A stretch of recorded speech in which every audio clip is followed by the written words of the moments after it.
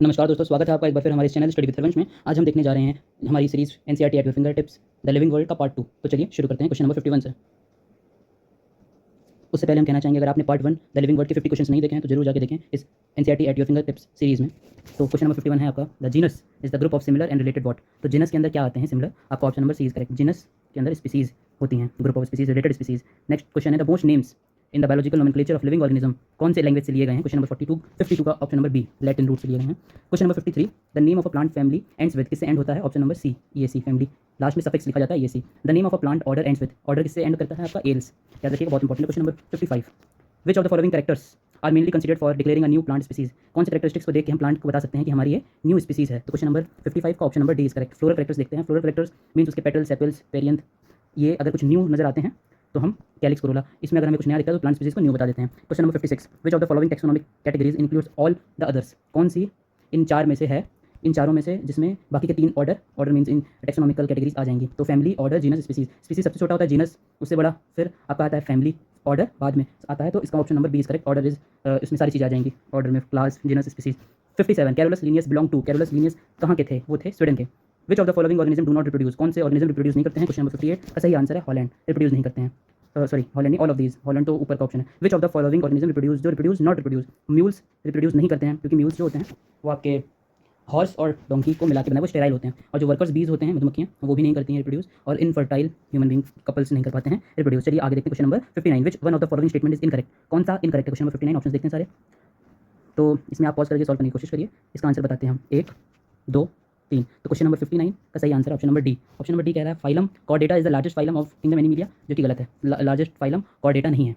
हमारा जो सबसे बड़ा होता है वो होता है इंसेक्टा। इंसेक्टा में सबसे ज़्यादा ऑर्गेनिजम्स होते हैं, तो लार्जेस्ट फाइलम कहलाता है। Question number 60, select the incorrect statement with respect to the taxon genus, मतलब जीनस के रिस्पेक्टिव में कौन सा इनकरेक्ट है इन चारों में से? क्वेश्चन नंबर 60 आप कोशिश करिए। 1, 2, 3। क्वेश्चन नंबर 60 का सही answer option number B, let me explain. A genus essentially possesses more than one number of species, एकदम सही है जी। एक जीनस के अंदर बहुत सारी स्पीसीज होती हैं, हो सकता है ऐसे, जैसे आपका एग्जाम्पल ले लेते हैं, जैसे होमो सेपियंस हैं, तो होमो तो क्या है? होमो जीनस है, और सेपियंस स्पीसीज है। बट होमो इरेक्टस भी जीनस उसमें सेम है होमो, बट स्पीसीज अलग हो गई, वो हमारे पूर्वज हैं। नेक्स्ट क्वेश्चन की तरफ चलते हैं। Question number 61, two animals belong to the same kingdom but different classes, they may belong to the same. दो एनिमल्स हैं जो सेम किंगडम के हैं बट डिफरेंट क्लासेस के हैं, तो आपको बताना है फॉलोइंग ऑप्शन में से कौन सा उनका सेम होगा? फाइलम, ऑर्डर, डिवीजन या स्पीसीज? तो फाइलम उनका सेम होगा। Next question, study the following table, और फिर आपको क्या करना है, इसको मैच करना है।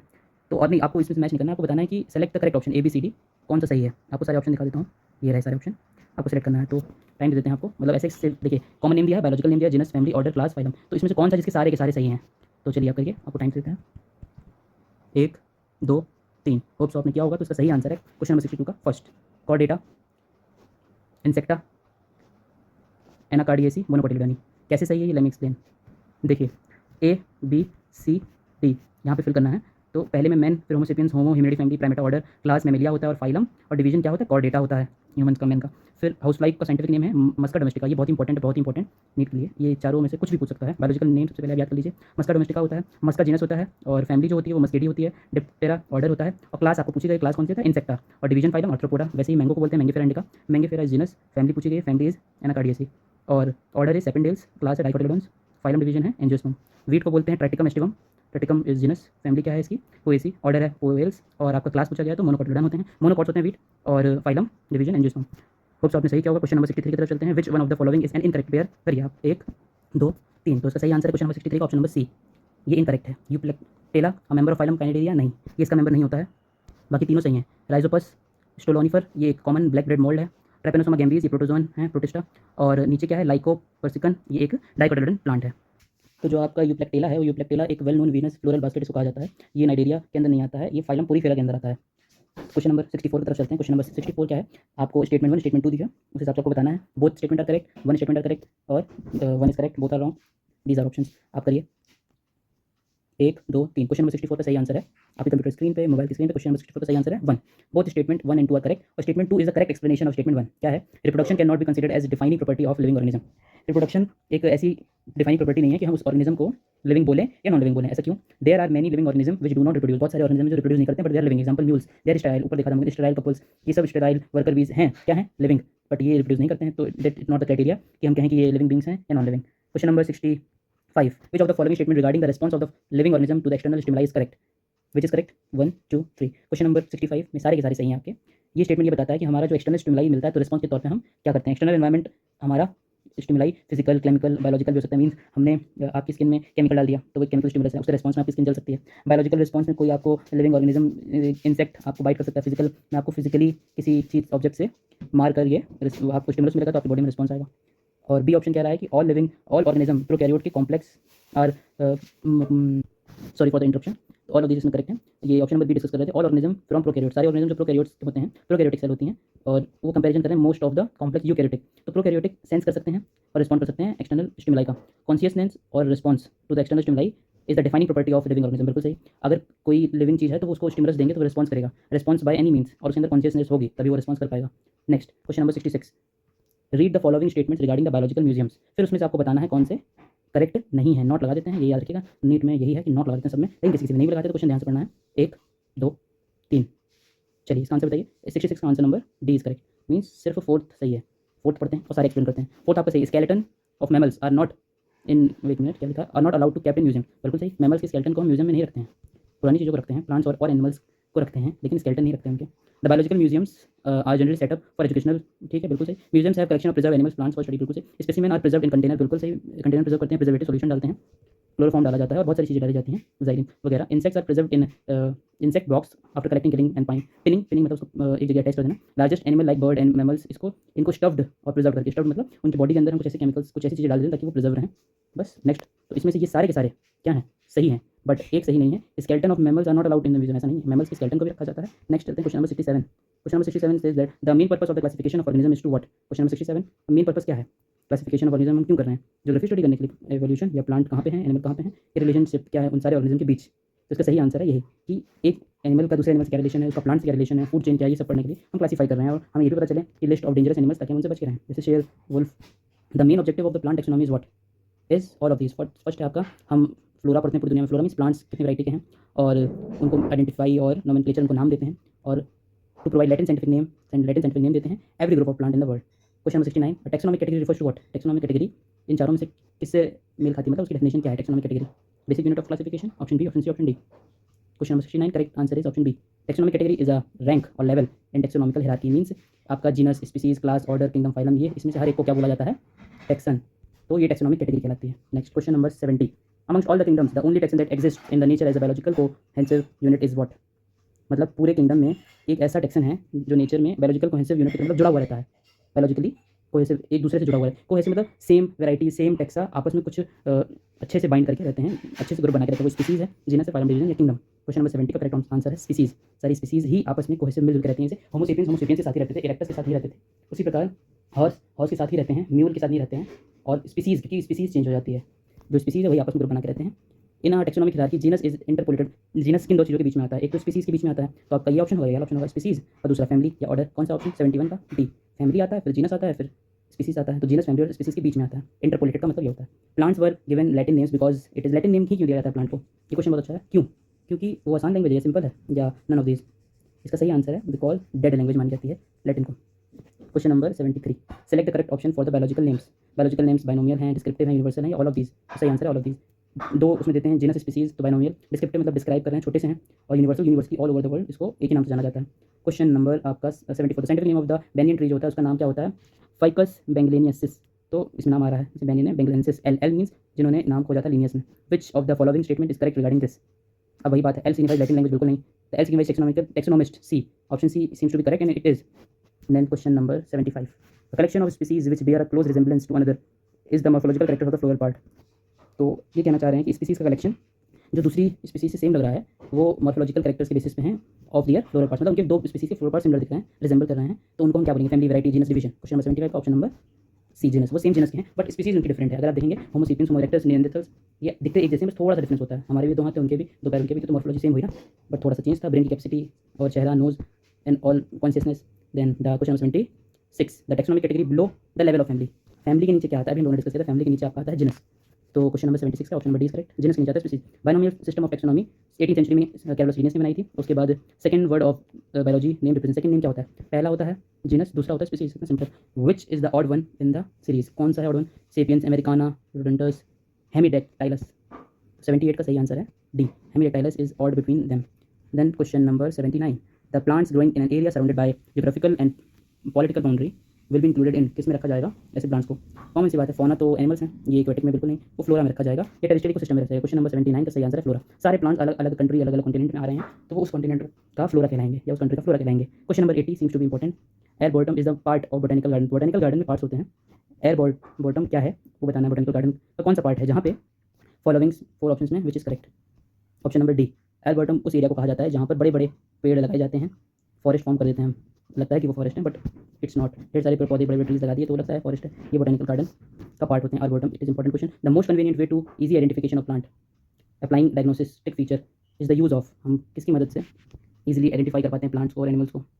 तो क्वेश्चन नंबर 81 का option number D is correct, taxonomic keys. Taxonomic keys के अंदर आते हैं लीड या लेड। नेक्स्ट क्वेश्चन की तरफ चलते हैं। क्वेश्चन नंबर आपका है 82, which one of the following book are contributed by Linnaeus, ये आपको याद रखना चाहिए, आप प्लेंटरम याद रखिए, प्लांट्स बात करें ना, हिस्टोरिया प्लेंटरम। क्वेश्चन नंबर 82 का प्लेंटरम विच इज गलत, क्यों? क्योंकि उनके बाद जो साइंटिस्ट आए थे उन्होंने लिखी थी, सिस्टमा नेचुरली कैरोलस लिनस ने सबसे पहले लिखी थी।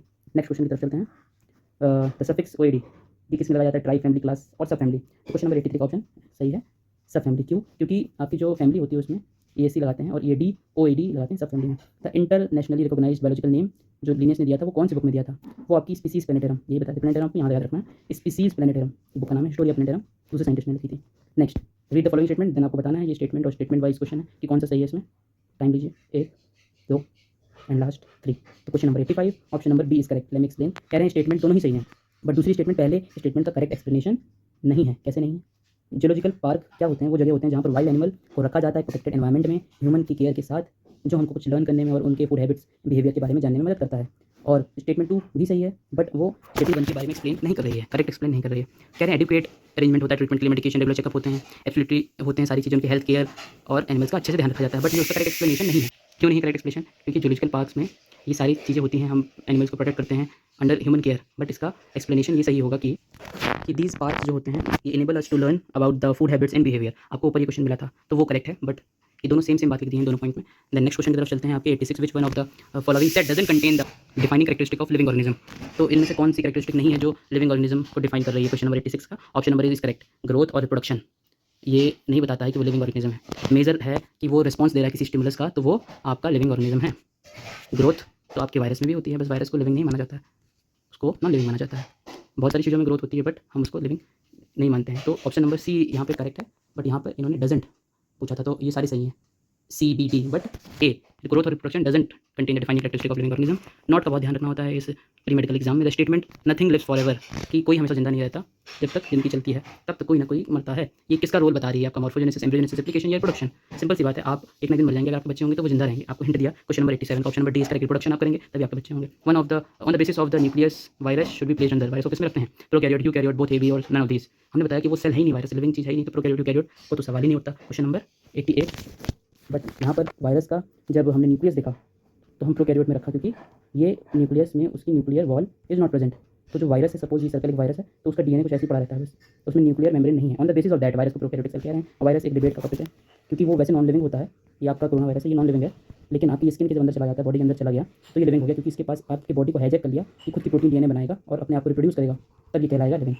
तो उसको लिविंग नॉन लिविंग दोनों कह सकते हैं, बस उसका मीन सही होता है आपकी बॉडी में, किसी होस्ट बॉडी में घुसने का।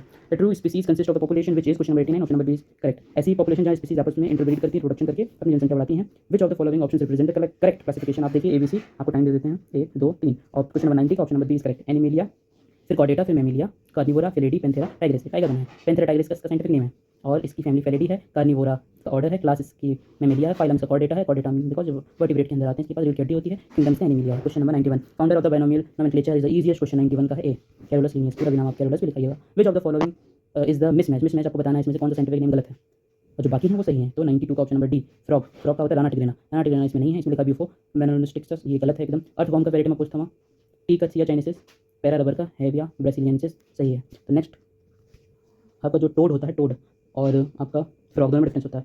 तो एशियन कॉमन टोड का नाम होता है ब्यूफो मिलेनोस्टिक्टस।